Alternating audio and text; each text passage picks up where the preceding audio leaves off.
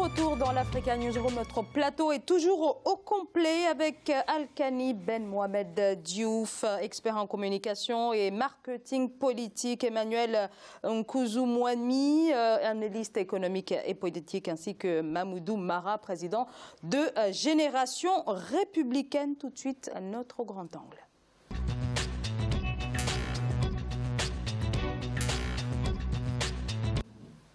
L'essor du mobile banking, une réalité concrète aujourd'hui pour cette aventure commencée au milieu des années 2000 au Kenya, dans la corne de l'Afrique. 10 ans plus tard, le continent compte aujourd'hui plus de 220 millions d'utilisateurs, un marché qui pourrait rapporter plus d'1,5 milliard de dollars d'ici à 2019. L'Afrique, épicentre de la bancarisation numérique, c'est un sujet d'Adilatou Badawi. La faible bancarisation en Afrique a rendu plus accessible l'essor d'un nouveau mode de transaction financière via les téléphones portables. Une expansion justifiée par la facilité de création d'un compte, la rapidité des opérations, sans compter le coût des différentes opérations qui est moins élevé.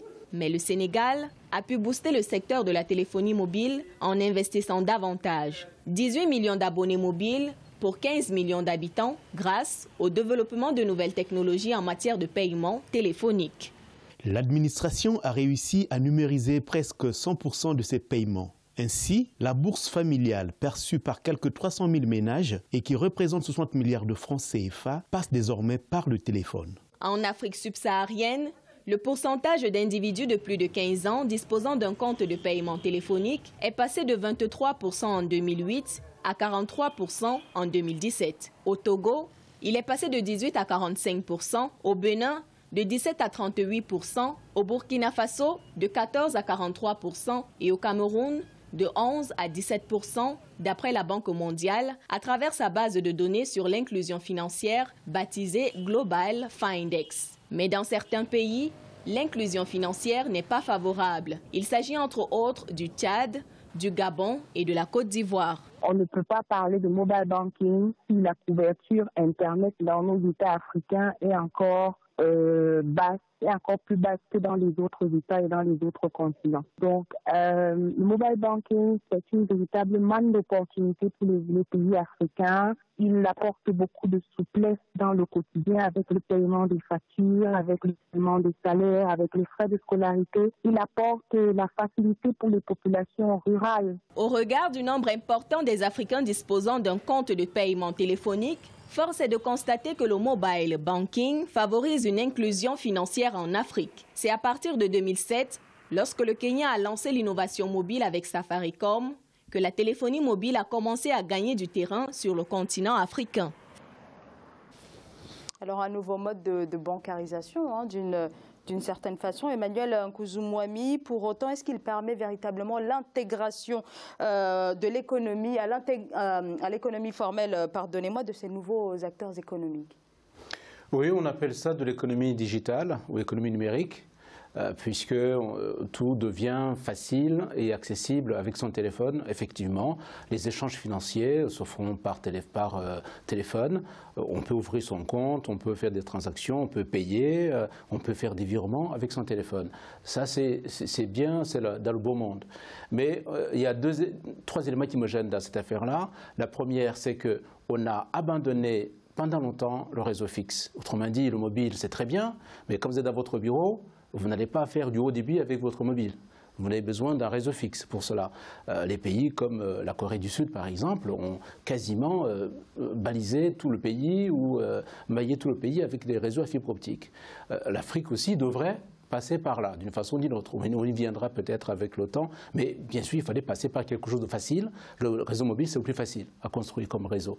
Donc, il y a le réseau fixe qu'il faudrait faire aussi pour accompagner ce mouvement à côté du mobile. Il y a un deuxième élément qui m'interpelle, c'est que dans beaucoup de pays, le taux d'alphabétisation est très faible.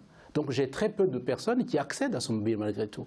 Lorsque j'ai un taux d'alphabétisation qui est entre 30 et 45%, je ne vais pas citer les pays, il y en a beaucoup en Afrique de l'Ouest par exemple, vous avez cette population-là, entre 60 et 70% qui sont écartés de ce marché puisqu'ils ne peuvent pas utiliser le téléphone portable. À moins, bien sûr, de faire des codes simples. Hein. Je peux retirer l'argent, mais je ne vais pas faire de la transaction en tant que telle, puisque je ne sais pas lire. Ça, c'est le deuxième point. Et puis, le troisième point, vous avez cité le cas du Kenya avec M-Pesa. Donc, on peut faire des transactions financières avec le mobile, c'est très bien. Mais il ne faut pas aussi rester sur la partie simplement paiement.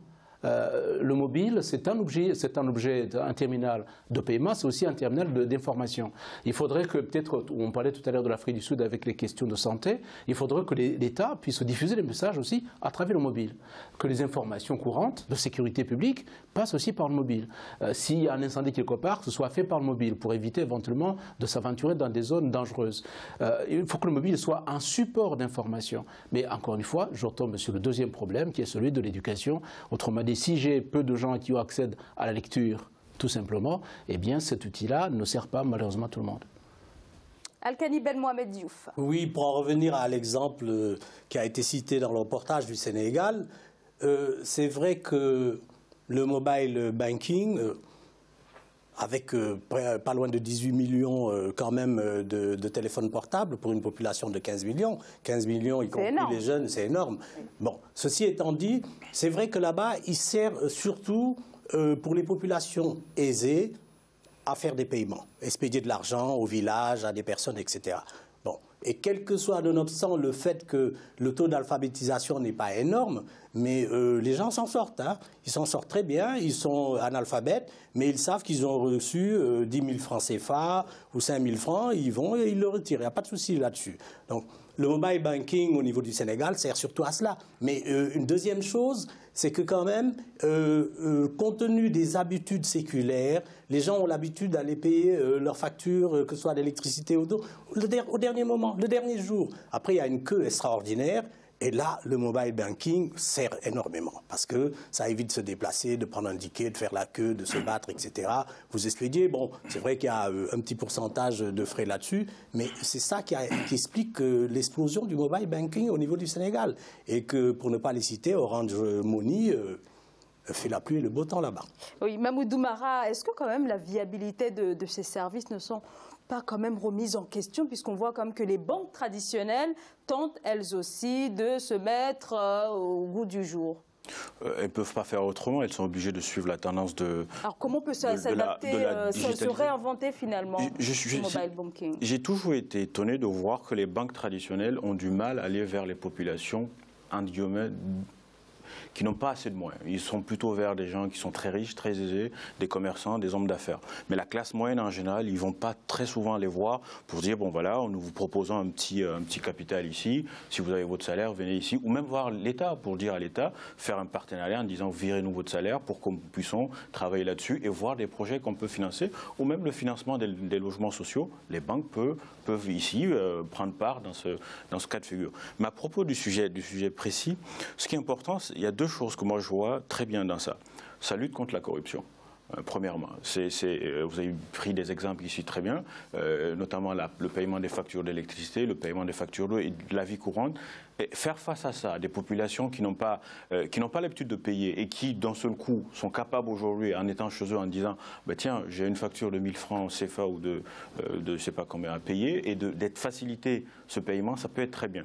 Et la deuxième chose, c'est que même si tu n'as pas les moyens de payer aujourd'hui, avec, vous avez dit le nom d'un opérateur, avec cet opérateur, vous pouvez quand même, avec vos crédits de communication, payer votre facture. Donc si vous n'avez pas la possibilité de payer, un cousin, un ami peut toujours, l'Afrique dans sa sociabilisation, peut toujours venir en aide pour répondre. En Guinée, il y a un objet courant qui dit, quand quelqu'un vous demande de l'argent, il dit souvent « Ah, ne t'inquiète pas, fais-moi un Orange Money, donc ça passe ». Donc du coup, les gens, c'est devenu monnaie courante, ça s'est véritablement démocratisé. Et la deuxième chose que je voulais rajouter, c'est qu'aujourd'hui, en termes de santé par exemple, les gens qui sont au village, qui n'ont pas accès à des routes, à des infrastructures, ils ont la capacité, ou en tout cas, ils peuvent se soigner aujourd'hui à travers des virements instantanés, à travers des échanges qui sont faits. Et donc, c'est des populations analphabètes, mais ils arrivent, quand on les explique, ils sont analphabètes, mais très intelligents. Ils ont l'intelligence de la vie. Très, très, très intelligents. L'intelligence financière de l'argent. L'intelligence financière de l'argent. Donc, c'est des gens qui sont même plus intelligents que nous, parce que moi, je considère que les hommes intelligents, c'est des gens qui connaissent la vie et qui en face d'une situation, ont la capacité de trouver solution, de s'adapter, de trouver solution. C'est vrai que les opérateurs de téléphonie mobile ont trouvé des astuces pour faciliter l'utilisation de ces téléphones par des codes.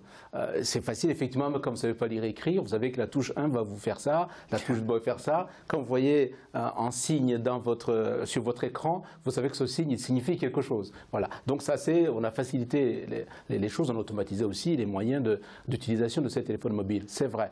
Donc, quelque part, on peut dire que le téléphone mobile a répondu au premier besoin, qui est celui du paiement et du virement d'argent, puisque tout passe par le paiement, qu'on le veuille ou non. Ça, c'est le premier point, et ils l'ont fait. Alors, quand j'entends que le Sénégal a plus de téléphones mobiles que d'habitants, le taux d'équipement déjà dépasse 100%, c'est une bonne chose. Mais il faudra maintenant que les États aillent plus loin. D'un saut plus loin, je disais, c'est utiliser le téléphone mobile, non pas seulement pour les transactions financières, mais comme un moyen d'information. Et pour cela, malheureusement, on va s'adresser à des populations soit bien éduquées, soit aisées, en tout cas ceux qui peuvent lire autre chose que le petit code pour faire l'opération financière.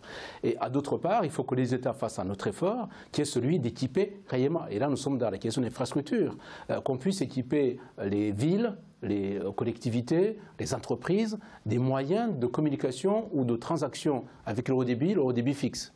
Ça, c'est la fibre optique qui le permet. Pourquoi pas, ça va se faire, puisque je sais qu'il y a des backbones qui sont construits un peu partout. C'est des artères par lesquelles on peut venir se raccorder pour alimenter soit les communes, soit les villages. Ça, c'est un élément important. Mais bien sûr, je comprends qu'on ne peut pas tout faire en même temps. Il fallait passer par là. Et si les opérateurs comme Orange Money permettent au moins de s'approprier le téléphone pour les besoins de base, c'est déjà un premier point. Et il existe... Oui, malheureusement, on arrive au terme de cette émission, mais on aura l'occasion de reparler de ce sujet dans nos prochaines émissions. Monsieur Alkani Ben Mohamed Diouf, un grand merci à vous. Je rappelle que moi qui vous remercie. Expert en communication et marketing politique. Emmanuel Nkouzou-Mouami, bon, j'allais dire bonsoir. Bonsoir. Mais non, merci d'être venu sur ce plateau. Je rappelle que vous êtes analyste économique et politique, également l'auteur de la relance de l'Afrique aux éditions L'Harmattan. Mamoudou Mara, merci à vous également. Merci de l'invitation. Vous êtes président de Génération Républicaine, donc un mouvement associatif en Guinée. Et merci à vous de nous avoir suivis. Très bonne soirée et à demain.